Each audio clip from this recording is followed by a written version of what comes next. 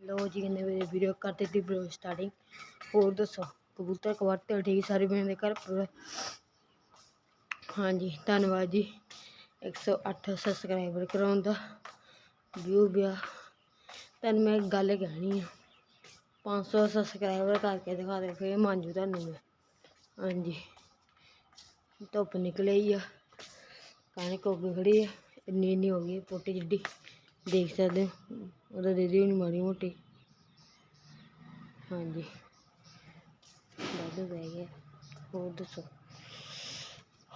जिवें तुहानूं दस्सिया जी साडे अंब दा बाग फल लगने शुरू हो गया।